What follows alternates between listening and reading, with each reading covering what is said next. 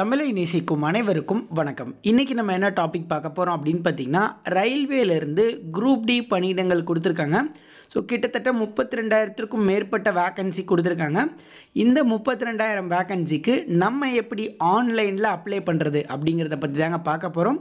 So இன்றைக்கி இந்த வீடியோவில் இந்த ரயில்வே குரூப் டி பணியிடங்களுக்கு எப்படி அப்ளிகேஷன் ஃபார்ம் ஃபில் பண்ணுறது, அந்த அப்ளிகேஷன் ஃபார்ம் எப்படி பிரிண்ட் எடுக்கிறது அப்படிங்கிற வரைக்கும் பார்க்க போகிறோம்.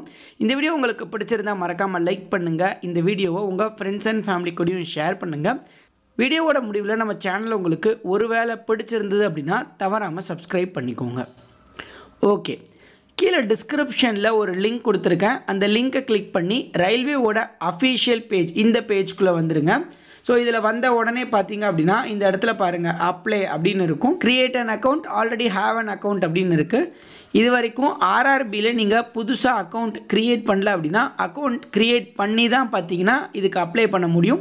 அக்கௌண்ட் க்ரியேட் பண்ணுற வீடியோ கீழே டிஸ்கிரிப்ஷனில் ஃபஸ்ட்டாக இருக்குங்க.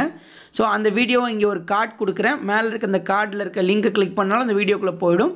ஸோ அதில் போயிட்டு அக்கௌண்ட்டை க்ரியேட் பண்ணிக்கோங்க. ரயில்வேல எந்த வேலைக்கு அப்ளை பண்ணாலும் ஒரு அக்கௌண்ட் கண்டிப்பாக இருக்கணும். ஸோ எஸ்எஸ்சி மாதிரி அந்த அக்கௌண்ட்டை க்ரியேட் பண்ணிவிட்டு வந்துடுங்க.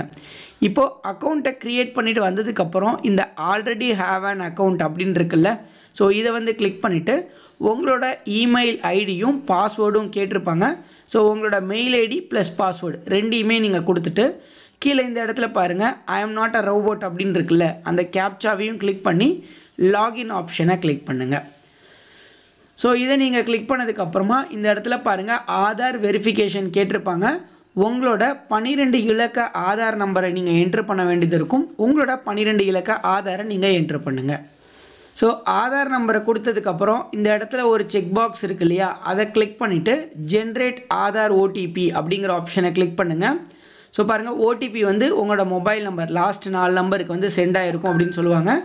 அந்த ஓடிபியை வந்து இங்கே நீங்கள் என்ட்ரு பண்ணிக்கோங்க. ஓடிபியை என்ட்ரு பண்ணிவிட்டு வெரிஃபை ஆப்ஷனை கொடுத்துக்கோங்க. பாருங்கள் யுவர் ஆதார் வெரிஃபைட் சக்ஸஸ்ஃபுல்லி அப்படின்னு வந்திருக்கும். ஸோ இப்போது அப்படியே கீழே ஸ்க்ரால் பண்ணிக்கோங்க. இந்த எக்ஸாமினேஷனை பொறுத்தளவுக்கு நீங்கள் தமிழ் மொழியிலையும் எழுதலாங்க. ஸோ அதனால் நீங்கள் தமிழில் கூட இந்த தேர்வை சூஸ் பண்ணிக்கலாம். இப்போ ஆன்லைன் அப்ளிகேஷன் அப்படின்னு இருக்குல்ல, இதை வந்து கிளிக் பண்ணிக்கோங்க. கிளிக் பண்ணதுக்கப்புறம் பாருங்கள் இந்த இடத்துல CEN 28/2024 various post in level 3 CPC அப்படின்னு இருக்குல்ல. ஸோ இதுதான் பார்த்தீங்கன்னா அந்த group D category post. Opening டேட்டை பொறுத்தளவுக்கு இன்னையிலேருந்து நீங்கள் ஆன்லைனில் அப்ளை பண்ணலாம். லாஸ்ட் டேட் பொறுத்தளவுக்கு February 22 வரைக்கும் இருக்குது. இப்போது இதில் select the RRB which you wish to அப்ளைன்னு இருக்குல்ல, இதில் வந்து நம்ம தமிழ்நாட்டுக்கு தான் அப்ளை பண்ண போகிறோம். ஸோ சென்னை கொடுத்துக்கோங்க. சென்னை கொடுத்துட்டு இந்த இடத்துல பாருங்கள் I am not currently debarred by any RRB RRC, அதாவது இது வரைக்கும் நான் ஆர்ஆர்பி எக்ஸாம் ரயில்வே எக்ஸாம் எழுத போய் என்னை எந்த ஒரு தப்பு பண்ணோம் அப்படின்றதுக்காக டிபார் பண்ணல, வெளிநடப்பு பண்ணல அப்படின்னு சொல்லி கொடுத்துருக்காங்க. ஸோ இந்த செக் பாக்ஸை கிளிக் பண்ணிவிட்டு நெக்ஸ்ட் ஆப்ஷனை கொடுத்துக்கோங்க. இப்போ பாருங்கள் this data is fetched from your previous saved data, click all the details to proceed further அப்படின்னு கொடுத்துருப்பாங்க. ஸோ ஆல்ரெடி நீங்கள் ஒரு வேளை ரயில்வே எக்ஸாமுக்கு அப்ளை பண்ணியிருந்தீங்கன்னா அதிலிருந்து சில டீட்டெயில்ஸை அவங்க எடுத்திருப்பாங்க மேண்டட்டரியாகவே. இப்போ ஃபஸ்ட்டு பாருங்கள் கண்ட்ரி ஆஃப் நேஷ்னாலிட்டி அப்படின்னு இருக்குது. இது எல்லாமே பார்த்தீங்கன்னா நீங்கள் ரிஜிஸ்ட்ரேஷன் பண்ணும்போது கொடுத்தது. இதில் எதையுமே நீங்கள் மாற்ற முடியாது. அதாவது உங்களோட ஏஜ் லிமிட்டாக இருக்கட்டும், உங்களோட பேராக இருக்கட்டும், இது எல்லாமே நீங்கள் ரிஜிஸ்ட்ரேஷன் பண்ணும்போது கொடுத்ததாக இருக்கும்.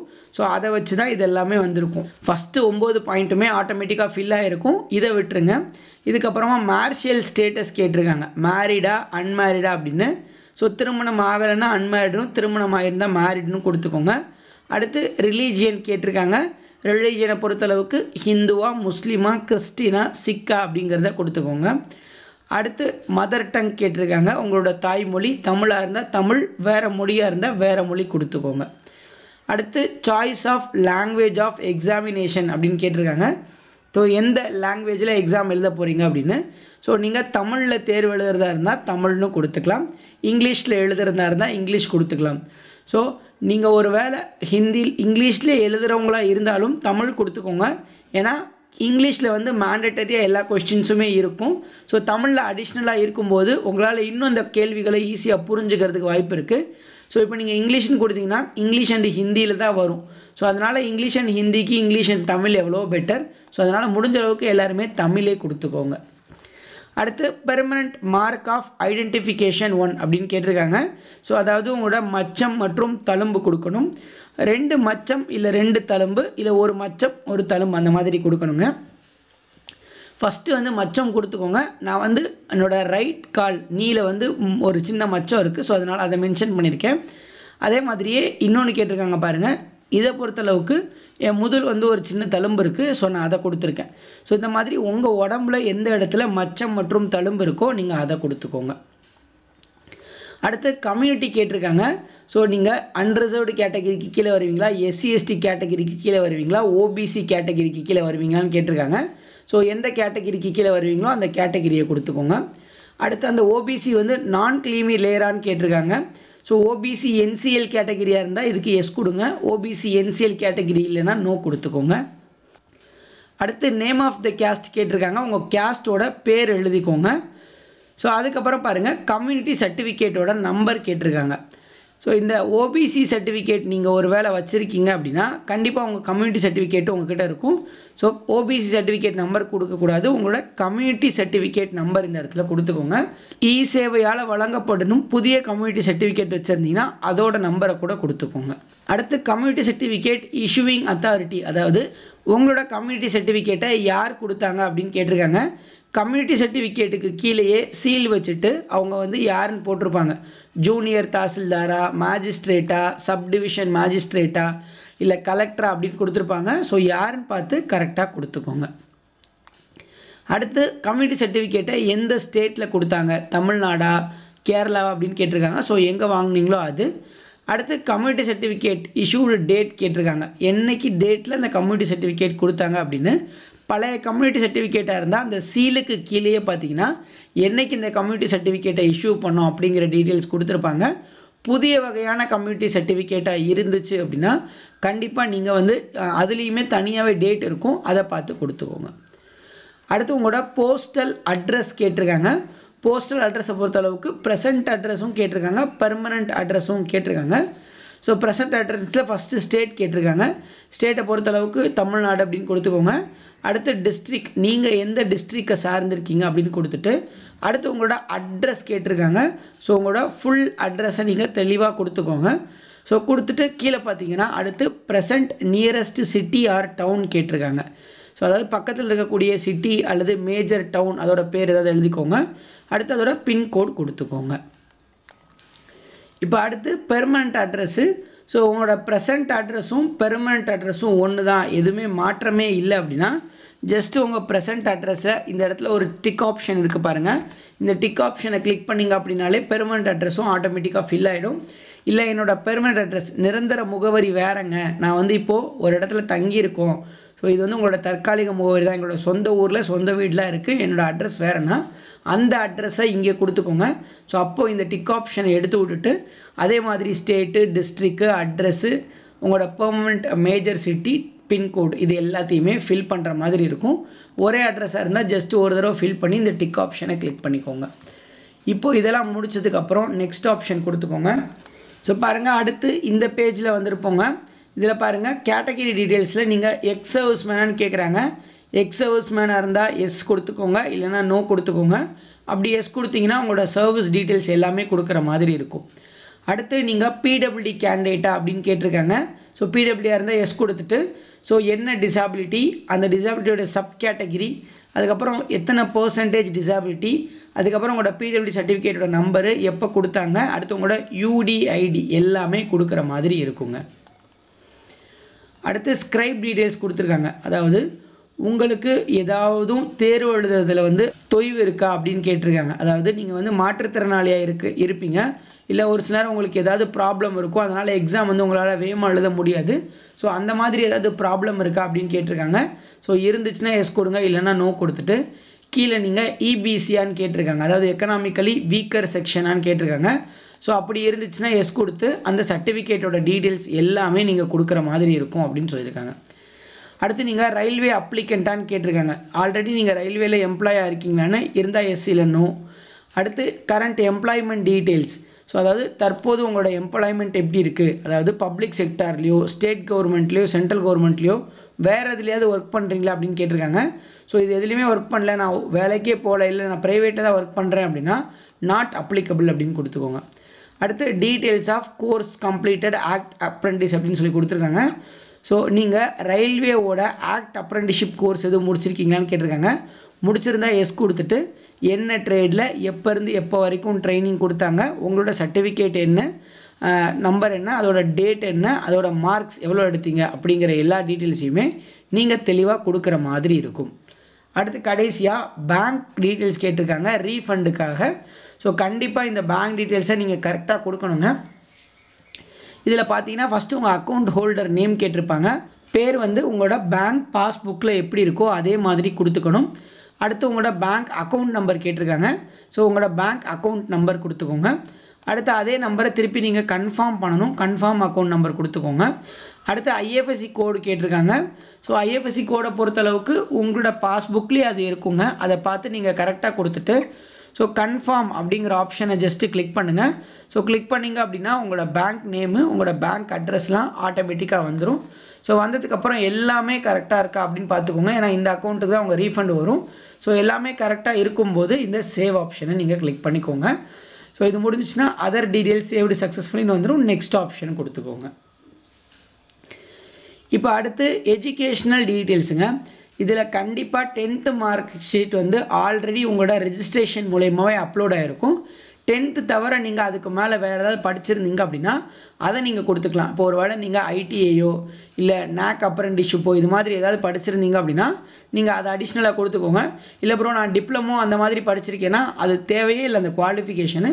ஸோ அதனால் நம்ம அதை ஆட் பண்ணவே வேண்டாம். இந்த 10th மட்டும் வச்சுட்டு அதுக்கப்புறம் அப்படியே நெக்ஸ்ட் ஆப்ஷனை கொடுத்துக்கோங்க. ஸோ நான் சொல்கிறது உங்களுக்கு புரியும்னு நினைக்கிறேன். நீங்கள் டிகிரி வரைக்கும் கூட படிச்சிருக்கலாம், ஆனால் இதுக்கு அந்த எலிஜிபிலிட்டி தேவையில்லை. உங்களோட 10th மட்டுமே போதும். ஸோ 10th மட்டுமே கொடுத்துட்டு நீங்கள் நெக்ஸ்ட் கொடுத்துக்கலாம். 10th மட்டும் வச்சா எந்த பிரச்சனையும் வராதா ப்ரோ அப்படின்னு கேட்டிங்கன்னா கண்டிப்பாக எந்த பிரச்சனையுமே வரப்போகிறது கிடையாது. நீங்கள் பிஇ கூட முடிச்சிருக்கலாம், பட் ஆனால் உங்களுக்கு இங்கே தேவை வந்து 10th மட்டும்தான். ஸோ 10th குவாலிஃபிகேஷனை மட்டும் கொடுத்துட்டு நெக்ஸ்ட் ஆப்ஷனை கொடுத்துக்கோங்க. அடுத்து உங்களோட ஃபோட்டோ அண்டு சிக்னேச்சர் நீங்கள் அப்லோட் பண்ண வேண்டியது இருக்கும். ஃபோட்டோவை பொறுத்தளவுக்கு 50லேருந்து 100 கேபிக்குள்ளே இருக்கணும் அப்படின்னு சொல்லியிருக்காங்க. சிக்னேச்சரை பொறுத்தளவுக்கு 30லேருந்து 50 கேபிக்குள்ளே இருக்கணும் அப்படின்னு சொல்லியிருக்காங்க. ஸோ அதே மாதிரி இந்த இடத்துல பாருங்கள் ஃபோட்டோ வந்து ஒயிட் பேக்ரவுண்டில் இருக்கணும் அப்படின்னு சொல்லியிருக்காங்க. அதே மாதிரி 2 மாதத்துக்கும் குறைவான வயசில் தான் அந்த ஃபோட்டோ இருக்கணும் அப்படின்னு சொல்லியிருக்காங்க. ஸோ ரீசெண்டாக எடுத்த ஃபோட்டோவாக இருக்கணும் அப்படின்னு சொல்லியிருக்காங்க. ஸோ இப்போது கீழே டிஸ்கிரிப்ஷனில் இமேஜ் கன்வெர்ட்டர் அப்படின்னு ஒரு லிங்க் கொடுத்துருக்கேன். அந்த லிங்க்கை கிளிக் பண்ணி அதில் பார்த்தீங்கன்னா ஒரு ஆண்ட்ராய்டு ஆப்போட லிங்க்கும் விண்டோஸில் எப்படி கன்வெர்ட் பண்ணுறதுங்கிறத பற்றி ஒரு வீடியோ இருக்குது. அதை பார்த்துட்டு அந்த ஆப்பை இன்ஸ்டால் பண்ணியோ இல்லை விண்டோஸை பார்த்தோ ஈஸியாக கன்வெர்ட் பண்ணிவிட்டு அதை வந்து இங்கே அப்லோட் பண்ண வேண்டியது இருக்கும். இதில் பார்த்தீங்கன்னா சாம்பிள் ஆஃப் ஃபியூ ரிஜெக்டபிள் ஃபோட்டோஸ்ன்னு சொல்லிட்டு கொடுத்துருப்பாங்க. ஸோ எந்த மாதிரி ஃபோட்டோஸ் எல்லாம் அவங்க ரிஜெக்ட் பண்ணியிருக்காங்க அப்படின்னு பாருங்கள். இந்த மாதிரி ஃபேஸ் ரொம்ப கிட்ட வச்சு எடுக்கக்கூடாது, ஒரு கார்னரில் ஒதுங்கி இருக்கக்கூடாது, கண்ணாடி போடுறது, முடியை கீழே இறக்கி விடுறது, தொப்பி போடுறது, இந்த மாதிரி எந்த ஒரு ஃபோட்டோ இருந்தாலும் நீங்கள் எக்ஸாம் எழுத முடியாது. ஸோ ஃபோட்டோ வந்து இந்த மாதிரி கிறிஸ்டல் கிளியராக இருக்கணும். ஸோ அந்த மாதிரி பார்த்து நீங்கள் ஃபோட்டோவை அப்லோட் பண்ணுங்கள். இப்போ அப்லோட் பண்ணுறதுக்கு இந்த ப்ரௌஸ் ஆப்ஷனை கிளிக் பண்ணி நீங்கள் அப்லோட் பண்ணுங்கள். ஸோ பாருங்கள் ஃபோட்டோ வந்து அப்லோட் ஆக போகுதுங்க. ஸோ ஃபோட்டோ வந்து கரெக்டாக இந்த மாதிரி வச்சுக்கோங்க. சென்டரில் இந்த இதை செட் பண்ணிவிட்டு எல்லாமே ஓகே அப்படின்னா இந்த டிக் ஆப்ஷனை கிளிக் பண்ணுங்கள். பாருங்கள் ஃபோட்டோ வந்து அப்லோட் ஆகிடுச்சு. ஸோ அதுக்கப்புறம் சிக்னேச்சர் அப்லோட் பண்ணணும். ஸோ இதே அதே மாதிரியே ப்ரௌஸை கிளிக் பண்ணி உங்களோட சிக்னேச்சரை அப்லோட் பண்ணுங்கள். ஸோ சிக்னேச்சர் அதே மாதிரியே கரெக்டாக சென்டருக்குள்ளே வர மாதிரி வச்சுட்டு அதுக்கப்புறம் இந்த டிக் ஆப்ஷனை கிளிக் பண்ணுங்கள். ஸோ இப்போ ஃபோட்டோவும் சிக்னேச்சரும் கரெக்டாக அப்லோட் ஆகிடுச்சான்னு பார்த்துட்டு சேவ் கொடுத்துக்கோங்க. ஸோ சேவ் கொடுத்துட்டு நெக்ஸ்ட் ஆப்ஷனை கிளிக் பண்ணுங்கள். இப்போ பார்த்தீங்கன்னா ப்ரிஃபரன்ஸ் அண்டு ப்ரிவ்யூ கேட்டிருப்பாங்க. அதாவது உங்களுக்கு எந்தெந்த போஸ்டிங் ப்ரிஃபரன்ஸ் வேணும் அப்படின்னு சொல்லிட்டு. ஸோ இதில் ஏகப்பட்ட போஸ்டிங்ஸ் இருக்குங்க. இதில் உங்களுக்கு எந்த போஸ்டிங் ப்ரிஃபரன்ஸ் வேணுங்கிறத நீங்களே சூஸ் பண்ணிக்கோங்க. ஸோ எல்லா போஸ்டிங்ஸுமே நீங்கள் கண்டிப்பாக சூஸ் பண்ணணும். இதில் பார்த்தீங்கன்னா ஃபஸ்ட்டு ஐசிஎஃப்பில் அசிஸ்டண்ட் ஒர்க் ஷாப் அப்படின்னு இருக்குது. ஸோ அதே மாதிரியே இன்னொரு அசிஸ்டண்ட் வந்து சதர்ன் ரயில்வேஸில் இருக்குது. அதுக்கப்புறம் பார்த்தீங்கன்னா பிரிட்ஜில் கேட்டிருக்காங்க, கேரேஜ் அண்ட் வேகனில் கேட்டிருக்காங்க. ஸோ இந்த மாதிரி பெர்மனண்ட் பிவேல கேட்டிருக்காங்க. என்ன அசிஸ்டன்ட் போஸ்டிங் வேணுங்கிறத நீங்கள் ஃபஸ்ட்டு சூஸ் பண்ணிக்கோங்க. ஸோ ஐசிஎஃப்ங்கிறது வந்து இன்டிகிரல் கோச் ஃபேக்ட்ரி அப்படின்னு சொல்லுவாங்க, சென்னையில் இருக்கக்கூடியது. ஸோ அதுதான் வந்து அந்த ஐசிஎஃப். எஸ்ஆருங்கிறது சதர்ன் ரயில்வேஸில் இருக்கிறது. ஸோ இதை பொறுத்தளவுக்கு இதில் ஒவ்வொருத்தவங்களுக்கும் பர்சனல் ப்ரிஃபரன்ஸ் இருக்கலாம். ஸோ அதனால் பார்த்தீங்கன்னா உங்களுக்கு எதில் ப்ரிஃபரன்ஸ் வேணுங்கிறத நீங்களே சூஸ் பண்ணிக்கோங்க. ஸோ இந்த மாதிரி உங்களுக்கு இந்த ப்ளஸ் ஆப்ஷனை கிளிக் பண்ணிங்கனாலே ஒவ்வொரும் இங்கிட்டு போயிடும். ஸோ பார்த்தீங்கன்னா இந்த ப்ளஸ் ஆப்ஷனை கிளிக் பண்ணிங்கன்னா அப்படி போயிடும். ஸோ இந்த மாதிரி உங்களுக்கு எந்த போஸ்டிங் வேணுமோ அதை வந்து ப்ரிஃபரன்ஸ் வைஸில் ப்ளஸ் ஆப்ஷனை கிளிக் பண்ணிகிட்டே இருந்தீங்கன்னா எல்லாமே இந்த பக்கம் வந்துடும். எல்லாமே கரெக்டாக இருந்துச்சு அப்படின்னா இந்த இடத்துல இருக்க செக் பாக்ஸை கிளிக் பண்ணிவிட்டு அதுக்கப்புறம் பாருங்கள் கீழே டிக்ளரேஷன் கொடுத்துருப்பாங்க. ஸோ இதில் ஃபஸ்ட்டு செகண்ட் வந்து ஆல்ரெடி கொடுத்துருப்பாங்க. தேர்டு ஒன்றையும் நீங்கள் கிளிக் பண்ணிவிட்டு படித்து பார்த்து கிளிக் பண்ணிக்கோங்க. கிளிக் பண்ணிவிட்டு ப்ளேஸை பொறுத்தளவுக்கு நீங்கள் எந்த ஊர் அப்படிங்கிறத கொடுத்துக்கோங்க. ஸோ கொடுத்துட்டு இந்த இடத்துல ப்ரிவ்யூ அப்ளிகேஷன் அப்படின்னு இருக்கும், அது மாதிரி சேவ்னு இருக்கும். சேவை கிளிக் பண்ணுங்கள், அடுத்து ப்ரிவ்யூ கொடுத்துக்கோங்க. இப்போ ப்ரிவ்யூ கொடுத்தீங்க அப்படின்னா உங்களோட அப்ளிகேஷன் ஃபார்மோட ப்ரிவ்யூ வந்திருக்கும். இதில் நீங்கள் கொடுத்த எல்லா டீட்டெயில்ஸும் கரெக்டானு செக் பண்ணுங்கள். ஸோ எல்லாமே கரெக்டாக இருந்துச்சு அப்படின்னா I have rechecked the above details and found கரெக்டுன்னு கொடுத்துட்டு சப்மிட் ஆப்ஷனை கிளிக் பண்ணுங்கள். தப்பாக இருந்தால் எடிட் பண்ணி எல்லாத்தையுமே மறுபடியும் நீங்கள் கரெக்ஷன் பண்ணுங்கள். ஸோ இப்போது சப்மிட்டை கிளிக் பண்ணிங்க அப்படின்னா இதுக்கப்புறமா எதையும் மாற்ற முடியாதுன்னு சொல்லுவாங்க. அகெயின் சப்மிட் ஆப்ஷனை கிளிக் பண்ணிக்கோங்க. இப்போ உங்களுக்கான ஃபீஸ் வந்திருக்கும். ஸோ எவ்வளோ ஃபீஸ் அப்படிங்கிறத நீங்கள் பே பண்ணணும். இந்த இடத்துல பாருங்கள் பே வித் எஸ்பிஐ இபே அப்படின்னு இருக்குல்ல, இதை வந்து கிளிக் பண்ணிவிட்டு இந்த டேர்ம்ஸ் அண்ட் கண்டிஷன்ஸை கொடுத்துட்டு ப்ரொசீட் ஆப்ஷனை கிளிக் பண்ணுங்கள். ஸோ இதை நீங்கள் கிளிக் பண்ணதுக்கு அப்புறமா உங்களுக்கு டெபிட் கார்டு, இன்டர்நெட் பேங்கிங் அல்லது யூபிஐ 3 ஆப்ஷன் இருக்குது. ஸோ உங்களுக்கு எந்த ஆப்ஷன் வேணுமோ அந்த ஆப்ஷனை சூஸ் பண்ணி இந்த பேமெண்ட்டை நீங்கள் கம்ப்ளீட் பண்ணுங்கள். பேமெண்ட்டை கம்ப்ளீட் பண்ணிட்டீங்க அப்படின்னா உங்களுக்கான அப்ளிகேஷன் ஃபார்ம் வந்துடும். ஸோ அந்த அப்ளிகேஷன் ஃபார்மை பிரிண்ட் எடுத்து நீங்கள் அப்படியே பத்திரமா சேவ் பண்ணி வச்சுக்கலாம். ஸோ இந்த மாதிரி தான் இந்த ரயில்வேவோட ஆர்ஆர்பி குரூப் டி எக்ஸாமினேஷனுக்கு நீங்கள் அப்ளை பண்ணணுங்க. இதை நீங்கள் அப்ளை பண்ணும் பொழுது உங்களுக்கு ஏதாச்சும் டவுட்ஸ் வருது அப்படின்னா கண்டிப்பாக கமெண்ட்டில் கேளுங்க. கரெக்டாக கமெண்ட் பண்ணால் நான் கண்டிப்பாக ரிப்ளை பண்ணுவேன். இதை தவிர்த்து உங்களுக்கு வேறு ஏதாச்சும் ஒரு டவுட்ஸ் இருந்துச்சு அப்படின்னாலும் கமெண்ட்டை கேளுங்க. நன்றி.